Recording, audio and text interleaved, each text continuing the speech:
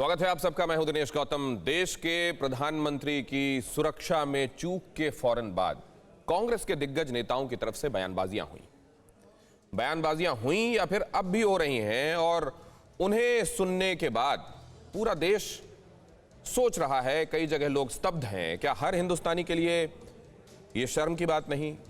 सुरक्षा में चूक हुई और जब गलती हुई तो जवाबदेही तय होनी चाहिए या नहीं? जिम्मेदार पर कार्रवाई होनी चाहिए। कायदे, नियम, कानून सब कहते हैं कि देश के प्रधानमंत्री की सुरक्षा से ऊपर कुछ नहीं।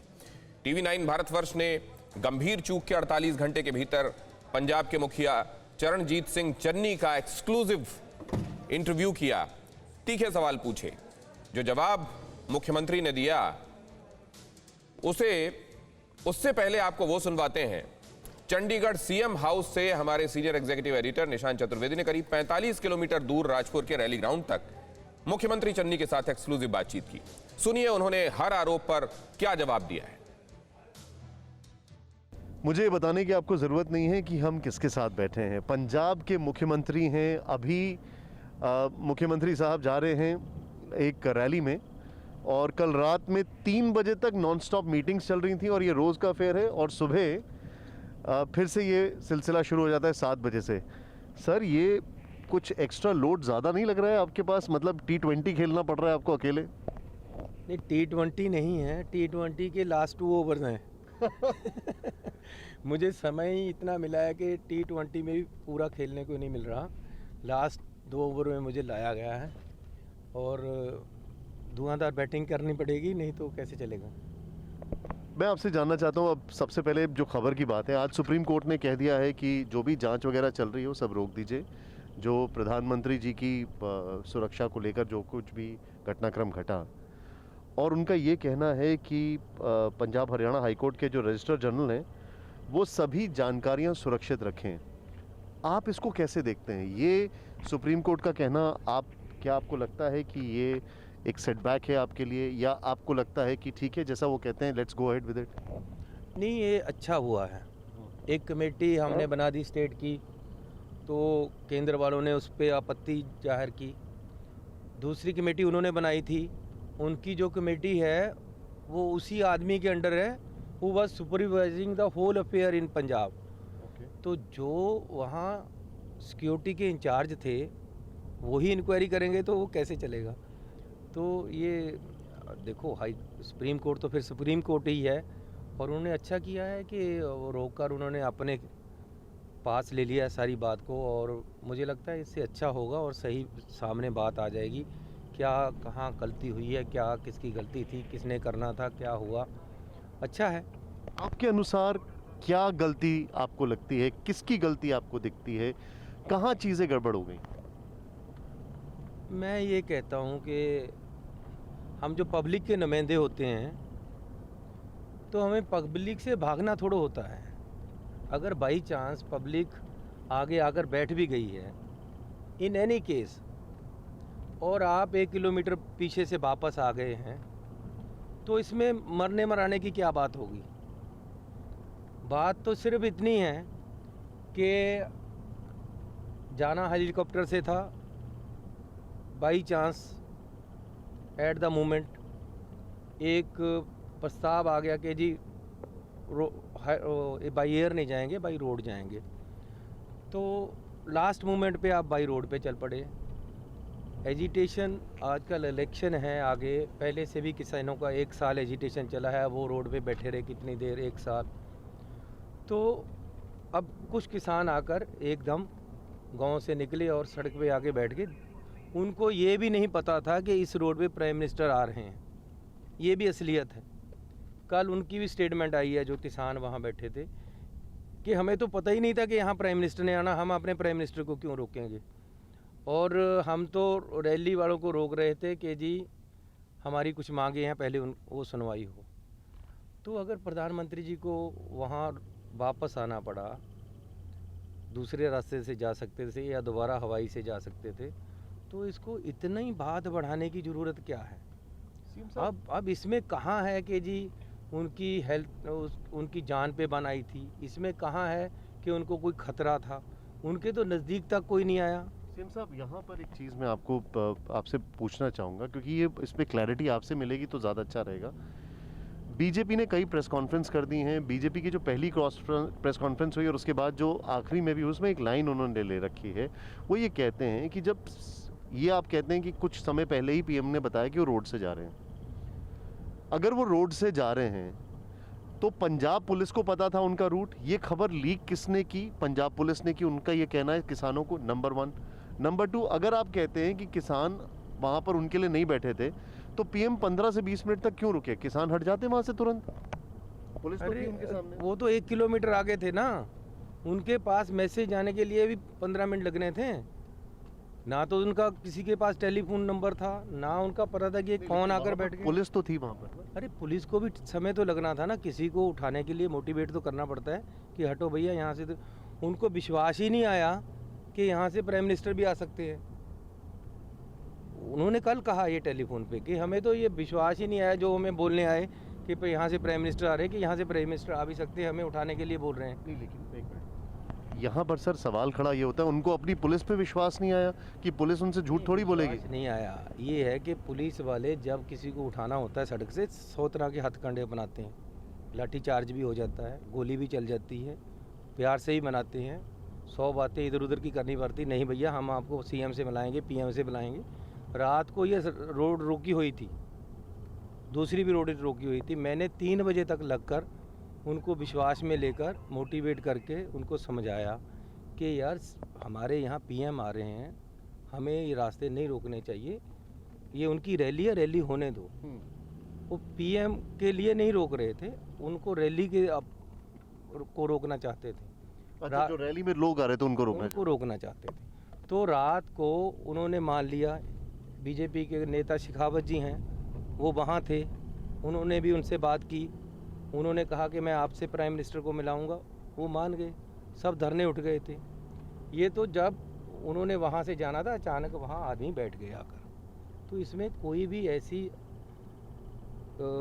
थ्रेट वाली बात नहीं थी, कोई भी जान पे नहीं बनाई थी, कोई भी नेशनल सिक्योरिटी की बात नहीं थी, नेशनलिज्म की कोई बात नहीं है। ये अननेसेसरीली बात को किसी और तरफ घुमाया जा रहा है जिसकी ज़रूरत नहीं। आपने जो बोला है, मैं इसको अगर 2 चीज़ों को कोलैबोरेट करूं, पहला तो वो चाह रहे थे कि पीएम की रैली में जो लोग आ रहे हैं उनको ब्लॉक किया जाए, लेकिन आपने उनसे बात की, आपने उनको कन्विंस किया कि ऐसा अच्छा नहीं लगता है, आपने उनको कन्विंस कर दिया। अब मैं आपसे एक आपने मतलब मैं नहीं, हाँ, मतलब पुलिस और ऑफिसर्स ने और बीजेपी के नेताओं ने, अच्छा, ठीक है। हम अकेले नहीं थे, बीजेपी के नेता भी वहाँ थे, Understood. वहाँ आईबी भी थी, वहाँ एसपीजी भी थी, सब लोगों ने मनाया उनको। लेकिन सर क्या गारंटी है कि जब उनको ये पता लग जाए कि पीएम आ रहे हैं तो बोलेंगे नहीं नहीं अब तो हम यहाँ पे बैठेंगे ही बैठेंगे? क्या गारंटी है? वो क्या पता उन्होंने बोला हो ऐसा कि हम रुकेंगे ही रुकेंगे? 10 मिनट में तो बात करते करते लग जाते हैं। किसी को धरने से उठाना है 10 मिनट में आपको समझाना पड़ता है, कैसे उनकी सुननी पड़ती है, ऐसे इतना तो कैसे? क्या आपको ये लगता है कि वहाँ पर एक थोड़ा सा इम्पेशंस दिखाया पीएम की तरफ से, उनकी टीम की तरफ से, और जो उसके बाद स्टेटमेंट्स आए वो एक थोड़ा इम्पेशेंट स्टेटमेंट था, या उसको पॉलिटिकल स्पिन देने की कोशिश की गई? कोशिश नहीं की गई, दे दी है। अरे आपकी रैली में कट नहीं हुआ तो हमारी क्या गलती है? नहीं चाहता कि ऐसी राजनीति होनी चाहिए, फेयर रहना चाहिए आपको। आपकी रैली में कट नहीं है तो आप दिल्ली ही रुक जाते, वहाँ बता देना चाहिए था आपके लोगों को, बठिंडा में रुक जाते। आप समय की गति को बढ़ाने के लिए बाई रोड जा रहे हैं, जबकि आप बाई एयर भी जा सकते थे। मौसम खराब बता रहे थे। अरे इतना भी कहाँ मौसम ख़राब था। 2 दिन पहले बताया गया कि जी हमारा जहाज़ बारिश में भी उड़ सकता है, तो उस समय क्यों नहीं उड़ा? अब क्वेश्चन ही उठाने एक दूसरे पे तो बहुत उठ जाएंगे, लेकिन बात को ख़त्म करना हो तो बात सिर्फ इतनी है कि प्रधानमंत्री जी ने वहाँ से गुजरना था और आगे कुछ प्रदर्शनकारी बैठ गए, इसलिए प्रधानमंत्री जी वापस आ गए। पर इतनी बात से आप इसको नेशनलिज्म से जोड़ रहे हो, आप नेशनल सिक्योरिटी से जोड़ रहे हो, आप इसको प्रधानमंत्री की सिक्योरिटी से जोड़ रहे हो, आपने प्रधानमंत्री को खतरा भी बता दिया, आपने अपनी जान बचा कर जाने की बात कर दी। क्यों भाई? सर आपने जो बताया, आप क्योंकि बोल में बात को बढ़ाने की बात है, आज एक स्टेटमेंट आया गिरिराज सिंह जी का, वो कहते हैं ऐसा प्रतीत होता है कि उनकी हत्या ड्रोन या टेलीस्कोपिक गन से भी हो सकती थी, उन्हें मौत के कुएं में फंसाना इत्तेफाक नहीं था। अरे भैया, मैं ये भी कह चुका हूँ कि मेरा प्रधानमंत्री है,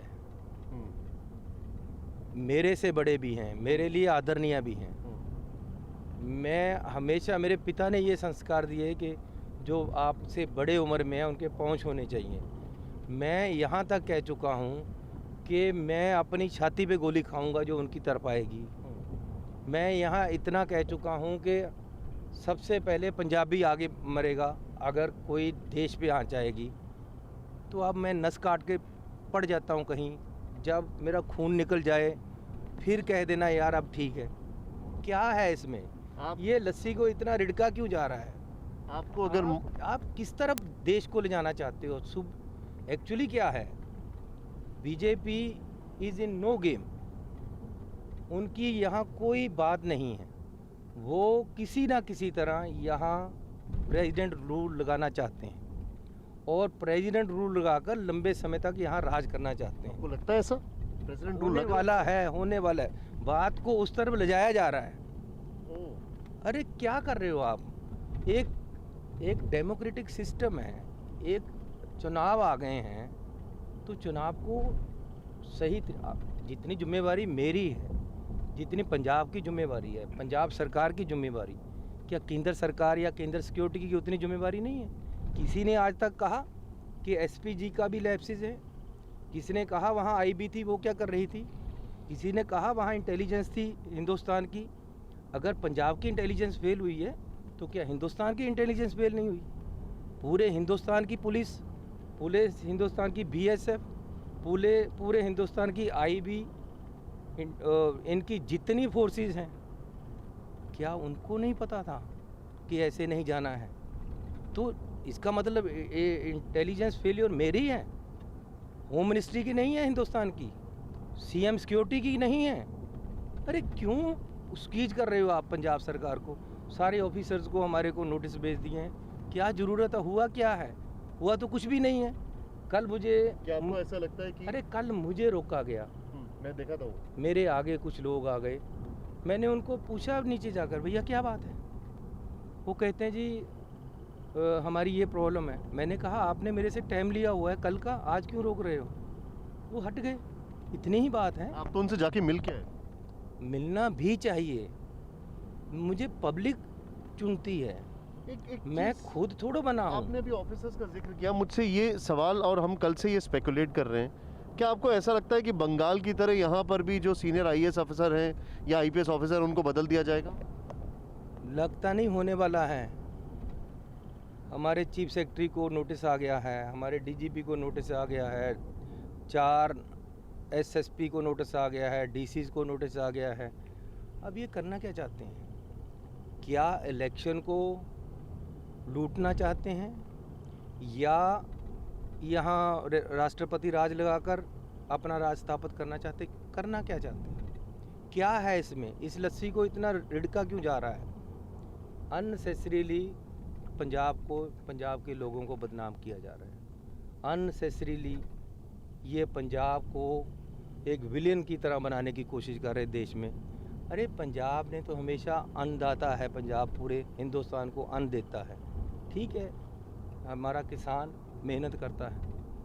हमारे पंजाब ने जितनी कुर्बानियाँ की हैं देश की आज़ादी के लिए, कोई मिसाल ही नहीं है। हमने बंटवारा जो हुआ देश का, पाकिस्तान अलग बना, वो भी झेला है। हमारे कितने लोग गए हैं, हर दूसरे चौथे महीने हमारे 1-2 लाशें आ जाती हैं बॉर्डर से हमारे फौजियों की, वो भी पंजाब के मरते हैं। तो हमें क्या करना चाहते हो आप? क्या ये तरीका क्या है? ये जो बीजेपी अननेसेसरीली हर रोज़ ये हिंदुस्तान में जहर फैला रही है पंजाबियों के खिलाफ, ये बिल्कुल गलत है। इस बीच अगर पीएम का ये स्टेटमेंट आता है कि प्रधानमंत्री जी कहते हैं कि ये कह देना सीएम से कि पीएम जिंदा है, ये टिप्पणी किस पर थी? आप पर, आपकी सरकार पर, या पंजाब के अवाम पर? अरे मैं प्रधानमंत्री जी को कहता हूँ कि आप सलामत रहो क़यामत तक, और खुदा करे कि क़यामत ना आ। क्या बात? मैं उनके लिए दुआएं करता हूँ। कहाँ उनकी जान पे खतरा है? अगर हिंदुस्तान के प्रधानमंत्री को खतरा है आज, तो हिंदुस्तान में ये सरकार नहीं रहनी चाहिए। सीधी सी बात है। अरे क्यों इतनी ऐसी बातें करते हो पॉलिटिकल, क्या है इसमें? आपसे अभी तक जो बात की उससे मुझे ऐसा लग रहा है कि आपको नाराज़गी से ज़्यादा दुख हो रहा है और आप हर्ट फील कर रहे हैं, क्या ये बात सही है? ऐसा है, मुझे कोई नाराज़गी नहीं है। मुझे ये दुख ज़रूर है कि ये पंजाबियों को और पंजाब को बदनाम करने की कोशिश। मुझे दुख इस बात का है कि इस बात में कुछ भी नहीं है, बात को बढ़ाया जा रहा है। मुझे ये दुख है कि मुझे इसमें वो शरारत दिखती है जो नहीं होनी चाहिए। पंजाब में राष्ट्रपति राज लागू नहीं होना चाहिए। पंजाब में अमन शांति से इलेक्शन होने चाहिए। देश का डेमोक्रेटिक सिस्टम सही तरीके से चलना चाहिए। हमारे जो नेता हैं जिन पे हमको भरोसा है, अगर वो ऐसी बातें, ऐसे षड्यंत्र यहाँ होंगे तो ये देश के लिए और हमारे लिए अच्छा नहीं। क्या पीएम को, मतलब अगर मैं कहूँ कि ये सारी समस्या को समाधान निकालना चाहें, क्या आप पीएम को पंजाब वापस इनवाइट करना चाहेंगे कि आप आओ पंजाब और आप फिर उनसे मिलना चाहेंगे? अरे मैं तो जाकर बुलाने जाता हूँ। मैं तो आज भी कहता हूँ, आपका देश है, आप देश के प्रधानमंत्री हैं। हम तो एक सिंपल, मैं तो सीएम हूँ सिंपल, लेकिन वो प्रधानमंत्री, उनको खुले दिल से आना चाहिए और हम खुले दिल से उनका स्वागत करने को तैयार हैं। मैंने अमित शाह जी को टेलीफोन करके कहा कि जी हमारी मंत्री वहाँ, मैं खुद आऊँगा उनको स्वागत करने, मैं वहाँ खुद खड़ा होऊंगा। बाई चांस मेरे जो प्रिंसिपल सेक्रेटरी हैं उनको कोविड आ गया, मैंने लिख कर भेजा कि जी मेरे प्रिंसिपल सेक्रेटरी को कोविड आ गया, मैं उनके टच में हूँ, मैं प्रधानमंत्री जी से नज़दीक जाऊँगा तो उनकी सेहत को ख़तरा हो सकता है। मेरे में तो इतनी सेंसिटिविटी है कि मेरे साथ कोविड में एक बंदा टच में आ गया तो मैंने लिख कर भेजा कि मैं कोविड के एक आदमी से टच में हूँ, मुझे प्रधानमंत्री के सामने जाना चाहिए या नहीं जाना चाहिए। उन्होंने लिख कर भेजा मुझे कि आप मत आओ, आप वीसी पे ज्वाइन कर लो।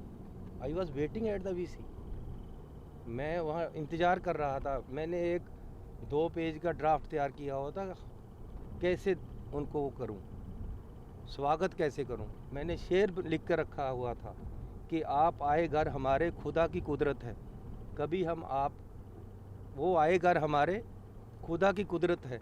कभी आप उनको, कभी अपने घर को देखते हैं। मैं उनको स्वागत करने वाला था, लेकिन वो और ही बात बता कर चले गए। आपकी मैं देख रहा हूँ, आप, मुझे पता लगा आप उर्दू और पर्शियन सीख रहे हैं और वो आपके तलफ़ुज़ में काफ़ी दिखाई देता है। मिसेस गांधी से आपकी बातचीत हुई, उनका क्या कहना था इस पर? नहीं, मेरी उनसे बातचीत नहीं हुई। मेरी प्रियंका गांधी जी से बात हुई है। वेणुगोपाल जी का मुझे टेलीफोन आया, उन्होंने कहा कि सोनिया गांधी जी भी प्रधानमंत्री जी के लिए चिंतित है। क्या बात हुई? मैंने उनको सारी बात बताई कि जी उनकी सेहत या उनके ऊपर ऐसी कोई हमले वाली बात यहाँ नहीं थी। ये तो महज एक डेमोक्रेटिक तरीके से प्रोटेस्ट था जो लोगों ने किया, और वो भी चंद लोग थे, कोई 10, 20, 25 लोग होंगे, तो कोई भी ऐसी बात नहीं है।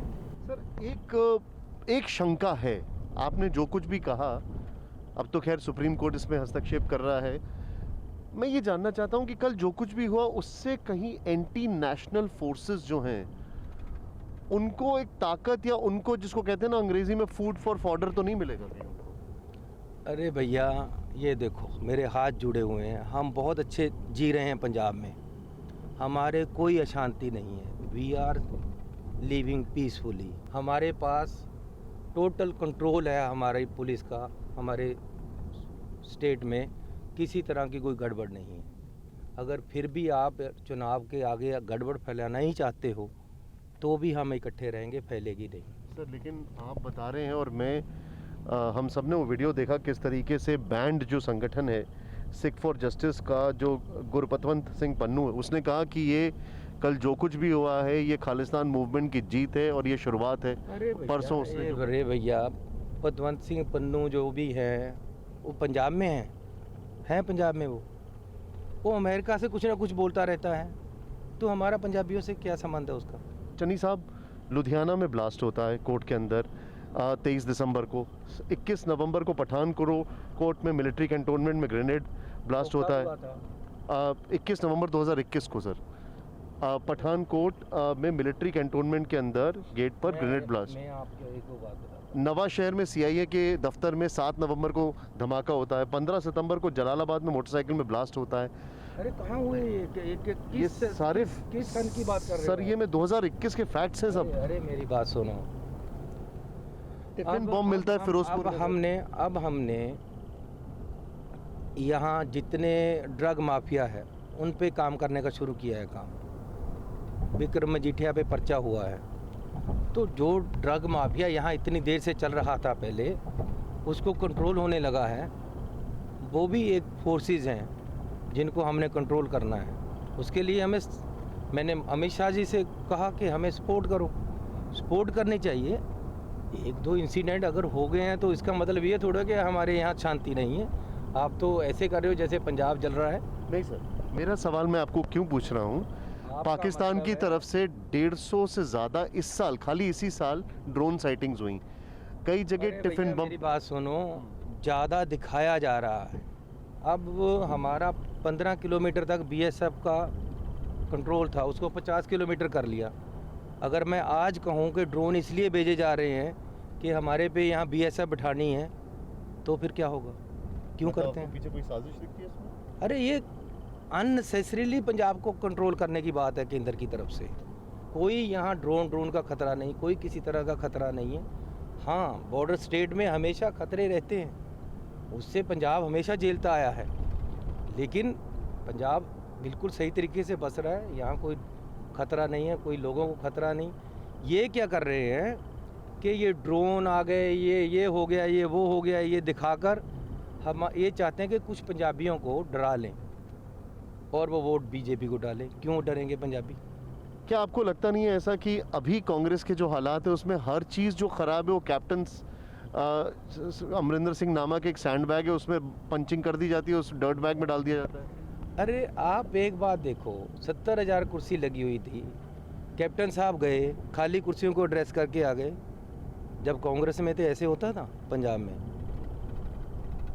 तिल एक किनका तरने के लिए भी जगह नहीं होती थी, इतने लोग आते थे। ये फिरोजपुर की कल की बात है। और फिरोजपुर में एक भी नहीं गया, वहाँ भी तो वही कैप्टन है, वही कैप्टन कांग्रेस में था, कांग्रेस में था तो सब कुछ था, आज कुछ भी नहीं है। इससे आप अंदाज़ा लगा लो। प्रगट सिंह साहब हमारे साथ आए थे हमारे कॉन्क्लेव में, उन्होंने कहा कि कैप्टन साहब को हटाने में डिले हो गया, अगर पहले हो जाता तो शायद ज़्यादा फ़ायदा होता। आप इससे एग्री करते हैं? हाँ, डिले तो हुआ है, हमने तो काफ़ी कोशिश की, 2 साल से तो मैं ही लगा हूँ। डिले हो गया इसलिए हम उतना नहीं कर पा रहे जितना हमें करना था। कई मुद्दे बच जाएंगे, कई लटक जाएंगे, लेकिन बहुत कुछ कोशिश भी कर रहे हैं। जैसे आपको पता है 3 बजे रात सोया था, सुबह से फिर लगा हूँ। आज रात को 2 बजे तक मीटिंगें हैं। आप हर दिन T20 खेल रहे हो, वो भी लास्ट के 2 ओवर। वो तो है। एक बात बताइए सर मुझे कि इस बार शायद पहली बार होगा जब 4 साइडेड कॉन्टेस्ट दिख रहा है पंजाब में। आप कैसे देखते हैं इस कॉन्टेस्ट को? 4 साइडेड दिख रहा है ये पूरा। मैं अभी इलेक्शन मोड में नहीं हूँ, मैं तो अभी लोगों के कामों में लगा हूँ। मेरा आपकी कृपा से सब काम हो रहा है, करते हो तुम कन्हैया मेरा नाम हो रहा है। मैं तो अपनी धुन में रहता हूँ, मैं लोगों के काम आना है। इलेक्शन आएंगे तो लोग जिताएंगे, इलेक्शनों की चिंता नहीं है मुझे अभी। आप, मैं क्या कहूँ कि आपको लेकर हम लोग कोई भी, जब आपका नाम अनाउंस हुआ था तो सबने कहा था कि अरे ये कौन है, और जब आपके नाम अनाउंस होने के बाद जब आपके काम देख रहे हैं तो आप ही के जो अगेंस्ट में थे वो बोल रहे हैं यही है राइट चॉइस। अब मुझे पार्टी में बहुत ज़्यादा इनफाइटिंग चलती रहती है, कभी ये नाराज़ है, कभी वो नाराज़ है। कैप्टन साहब के टाइम पर तो ये चलता रहता था कि अफसरशाही हावी है, अब MLAs वगैरह सब खुश हैं। अब ऐसा है, जब मैं बना था 3 महीने पहले, तो ये लोग कहते थे यार इसने क्या करना है। अब ये सोच रहे हैं कि इसका क्या करें, हालात बदल गए। जो कहते थे ये क्या करेगा, वो कहते हैं यार इसका क्या करें। तो मैं तो अपनी तरफ से एक्चुअली क्या है कि जो गरीबों का पैसा वो गरीबों में जाना चाहिए, जो मिडिल क्लास का पैसा, जो लोगों का, आम लोगों का पैसा वो लोगों को दे। पहले क्या होता है, जैसे अडानी को सब कुछ जा रहा है, यहाँ बड़े बड़े इंडस्ट्रियलिस्ट, बड़े बड़े लोगों को पैसा जा रहा है, बादलों के घर जा रहा है, बादलों की हज़ारों बसें बन रही हैं, बादलों के होटल बन रहे हैं, उनके होटलों को बहुत बढ़िया 6 मार्ग की सड़कें बन रही हैं, लेकिन आम गरीब को क्या मिल रहा है, मिडिल क्लास को क्या मिल रहा है? कुछ भी नहीं। हमने उनका पैसा उनको देना शुरू किया है, गरीबों का पैसा अब गरीबों के घर जा रहा है, इसलिए लोग खुश हैं। कुछ भी चेंज नहीं लेकर आया हूँ मैं। आपको बता रहे हैं, मुझे इसीलिए एक सवाल, एक स्टडी आई अभी, आप तो आपसे बेहतर कौन बता सकता है। बताया जा रहा है कि ये चुनाव खत्म होते होते आपकी सरकार पर 2,82,000 करोड़ का खर्चा आ जाएगा, डेट आ जाएगा। और हम देखते हैं कि सिद्धू साहब कई फ्रीबीज की बात कर रहे हैं, कई सारी चीज़ें फ्री देने की बात कर रहे हैं। कैसे होगा ये सब सर? अरे भैया, मैंने कोई कर्जा नहीं लिया है। कर्जा जो है पहले से बोझ उठाया है, उसको मोड़ने के अगली सरकार में व्यवस्था होगी सही तरीके से। अभी 1-2 महीने में तो 2 लाख का कर्जा मोड़ नहीं पाऊंगा जी, लेकिन उसकी भी व्यवस्था करेंगे। रोजगार पे क्या करें? अरे जब मुझे अपना घर चलाना आता है तो मैं क्या सरकार नहीं चला सकता? सरकार भी तो एक घर जैसे ही है। चिड़ी के पहुँचे जिन्ना तो पंजाब है, इतना सा तो पंजाब है, क्यों नहीं चला पाएंगे? और रोजगार आप देखो, हर चीज़ मिलेगी, हर चीज़ मिलेगी। एक गुरु रविदास का शब्द है कि ऐसा चाहूँ राज में जहाँ मिले सबको अन्न, छोट बड़ो सब सम रहें, रविदास रहे प्रसन्न। मैंने छोटे बड़े का अंतर ख़त्म करना है, सबको समान अंतर रखना है, सबके घर समान जाए, सबको बराबरी मिले, सबको खुशहाली मिले, सबको पढ़ाई मिले। ये नहीं है कि बड़े का बेटा तो बहुत अच्छे स्कूल में पढ़े, गरीब का बेटे को पढ़ाई ना मिले, ये नहीं चलना। इस पे काम कर रहा हूँ और आने वाले दिनों में इसी पे करूँगा। Thank you. आप काफ़ी हो गया। एक लास्ट सवाल मैं आपसे लूँगा। मैं आप ही का एक शेर है, बस एक लास्ट सवाल लूँगा। आपने कहा था, बड़ा अच्छा शेर, आते आते आएगा दिल को करार, जाते जाते बेकरारी जाएगी। सिद्धू साहब की बेकरारी कब जाएगी? कोई ऐसी बात नहीं है, वो शेर में ही लिखा हुआ है, आते आते आएगा दिल को करार, आहिस्ता आहिस्ता आएगा, जाते जाते बेकरारी जाएगी, आहिस्ता आहिस्ता जाएगी। क्या आप उनके काम से खुश हैं as a president of Congress? Party president, state president है, तो मुझे हर हाल में खुश रहना है उनके साथ। डिसिप्लिन पार्टी है तो मैं भी डिसिप्लिन में रहता हूँ। नहीं, लेकिन वो कई बार ऐसा लगता है कि वही मेन अपोजिशन है आपकी पार्टी के, अपोजिशन बाद में आएंगे, वो आंदोलन करने की बात करते हैं, भूख हड़ताल पर जाने की बात करते हैं। क्या ये इससे गलत मैसेज नहीं जाता है? वो ऐसा है कि मैं हर चीज़ को पॉजिटिव वे से लेता हूँ। क्रिटिसिज्म हर रोज़ बाहर होता है। आज सारी दुनिया में बीजेपी लगी हुई है हमें एंटी नेशनलिस्ट बनाने, लेकिन सच्चाई थोड़ा दूर हो जाएगी। ये दुनिया को पता है कि पंजाबी है जो नेशनलिस्ट है, और ऐसे ही अगर मुझे कोई क्रिटिसाइज़ करता है मैं उसको पॉजिटिव लेता हूँ। यहाँ पर हम चन्नी साहब के साथ जा रहे हैं, सीएम साहब के साथ राजपुरा, और ये देखें आप, ये उनके खिलाफ प्रदर्शन चल रहा है। और चन्नी साहब, आपको इससे कोई फ़र्क पड़ता है? ये काले झंडे दिखा रहे हैं आपको? नहीं, ऐसा है कि ये काले झंडे दिखा रहे हैं, मैं अब इनको मिलकर आऊँगा। अभी जाएंगे आप मिलने? अभी मिलने जाऊँगा, ये शांत हो जाएंगे। अरे मिलने से क्या है, मेरे लोग हैं। अब बीजेपी ने भड़काए हैं, इनको भड़काकर यहाँ खड़ा किया है, पता नहीं बेचारे कहाँ से लेकर आए हैं इनको। लेकिन ये सिक्योरिटी के लिए आपके लिए ठीक है? मेरी सिक्योरिटी को कुछ नहीं होता, मुझे कोई मारेगा नहीं, लेकिन ये लोग हैं जो, इनको मैं बता दूंगा कि यार क्यों उनकी बातों में आ रहे। पंजाब को इकट्ठा रखना है, पंजाब को इकट्ठा लेकर चलना।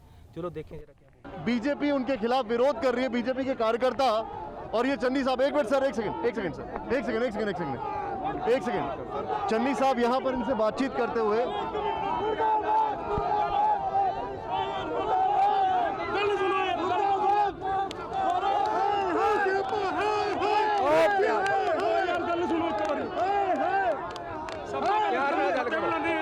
प्यार ਨਾਲ ਗੱਲ ਕਰੋ, ਫਤਿਹ ਬੁਲਾਉਂਦੇ ਆ। ਬਹੁਤ ਧੰਨਵਾਦ। ਸਤਿ ਸ਼੍ਰੀ ਅਕਾਲ ਜੀ।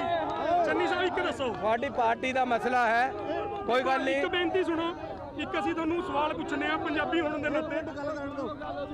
ਜਿਹੜੇ ਸਾਡੇ ਦੇਸ਼ ਦੇ ਪ੍ਰਧਾਨ ਮੰਤਰੀ ਜੀ, ਮੇਰੀ ਗੱਲ ਸੁਣੋ, ਮੈਂ ਤੁਹਾਡੇ ਦੇਸ਼ ਦਾ ਨਹੀਂ, ਇਕੱਲੇ ਦਾ ਪ੍ਰਧਾਨ ਮੰਤਰੀ, ਆਪਣੇ ਸਾਰਿਆਂ ਦੇ ਪ੍ਰਧਾਨ ਮੰਤਰੀ।